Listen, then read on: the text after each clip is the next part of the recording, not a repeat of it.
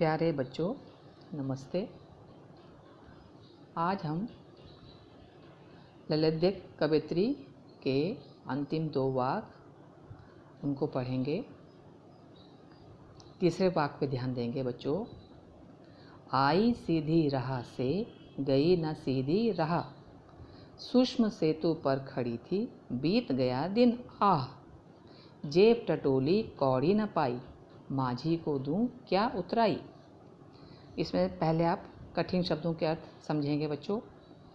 राह, इसका मतलब रास्ता। सुषुम, इसका मतलब सुषुम्ना नामक नाड़ी। हमारे शरीर में बच्चों 3 प्रधान नाड़ियाँ होती हैं, ईड़ा, पिंगला और सुषुम्ना। तो ये सुषुम्ना की बात हो रही। टटोली, खोजी, कौड़ी न पाई, मतलब कुछ भी हासिल नहीं हुआ। माझी, जिसे नाभिक कह सकते हैं, लेकिन हमारी ये कविता के संदर्भ में इसका मतलब प्रभु या ईश्वर। जेब टटोली, अपना आत्मनिरीक्षण करना।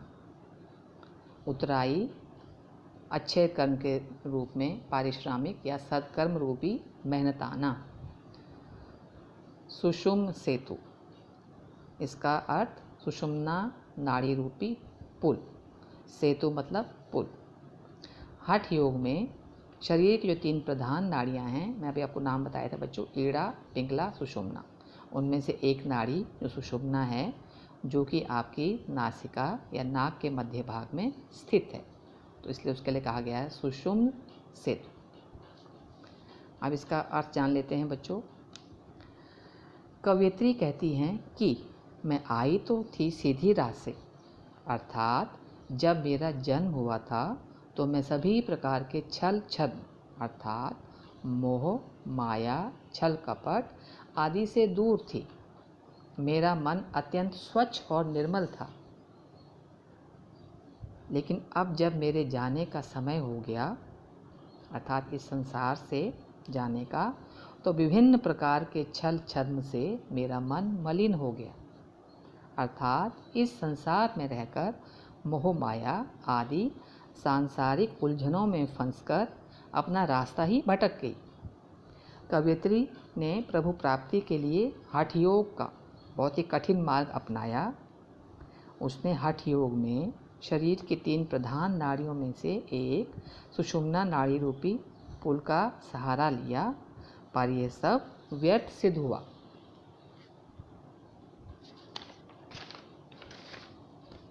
इससे प्रभु प्राप्ति न होने से सारा समय व्यर्थ चला गया। जीवन के अंतिम समय में जब उसने अपनी जेब टटोली, जेब टटोलने का अर्थ बच्चों अपना आत्मनिरीक्षण करना। उसने जब अपना आत्मनिरीक्षण किया, आत्मालोचन किया, अर्थात अपने अंदर झांक कर देखा कि मैंने क्या खोया क्या पाया, तो उसे लगा कि मैंने तो कुछ भी हासिल नहीं किया, कि मेरे पास तो कुछ भी नहीं है। अब उसे चिंता सता रही है कि इस संसार रूपी सागर से पार उतारने वाले प्रभु रूपी माझी, जो नाभिक, माझी हम नाभिक को कहते हैं, लेकिन यहाँ ईश्वर की बात आ रही है। इस संसार रूपी सागर से, अर्थात इस संसार से मोक्ष दिलाने वाले ईश्वर, उन्हें अब उतराई के रूप में अर्थात अच्छे कर्म, सदकर्म रूपी मेहनताना, कि मैंने जो अच्छे कर्म क्या किए हैं उसके रूप में मैं ईश्वर को मतलब क्या दे। इसलिए कहा गया है जेब टटोली कौड़ी न पाई, माझी को दूं क्या उतराई। उतराई के रूप में मैं ईश्वर को क्या प्रदान करूं। अर्थात कहने का तात्पर्य यह है कि वह जीवन में कुछ भी हासिल नहीं कर सकी, तो उसे इस बात का पछतावा हो रहा था। चौथे वाक्य पे ध्यान देंगे बच्चों। थल थल में बसता है शिव ही, भेद न कर क्या हिंदू मुसलमान। ज्ञानी है तो स्वयं को जान, वही है साहिब से पहचान। इसमें कठिन शब्द बच्चों। थल थल सर्वत्र अर्थात सब जगह।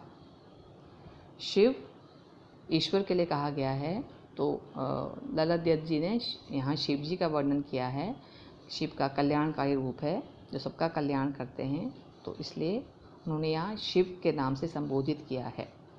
साहिब का मतलब बच्चों ईश्वर।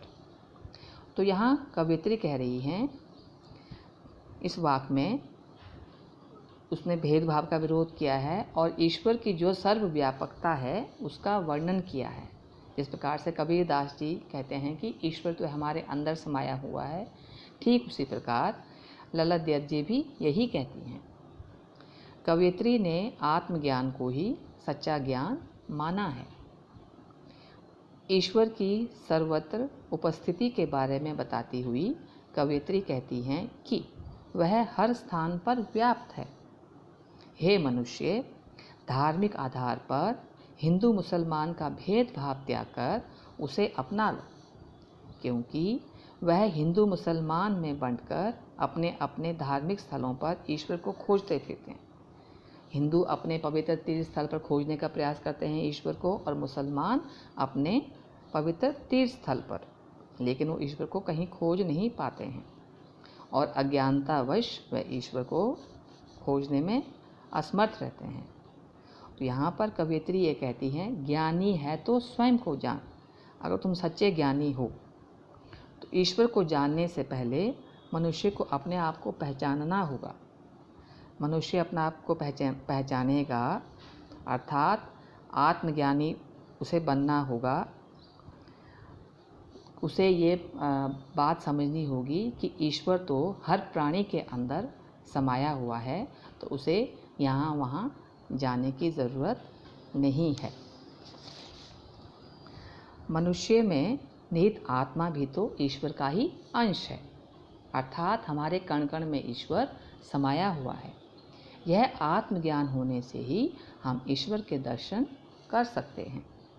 तो कवयित्री ने अपने इस वाक्य में प्रभु को शिव के नाम से भी संबोधित किया है और साहिब से पहचान आत्मज्ञान को बताया है कि आत्मज्ञान बहुत ज़रूरी है।